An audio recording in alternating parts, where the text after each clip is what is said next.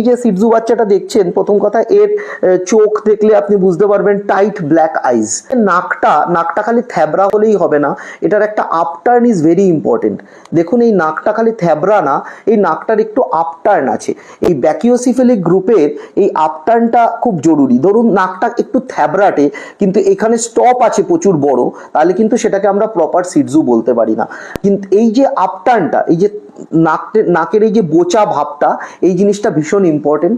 এদের ফার কোয়ালিটিটা একদম অন্যরকম হবে, লাসার মতো হবে না, খুব নরম তুলতুলে তুলোর মতো, অনেকটা বেড়ালের মতো এফেক্ট আসে। এদের হেডটা গোল হয়, হ্যাঁ, বডিটা খুব কম্প্যাক্ট হয়। এটা একটা ট্রাই কালার সিটজু। এর কানে দেখুন একটা ব্ল্যাক আছে, এই গোল্ডেন কালার আছে, হোয়াইট।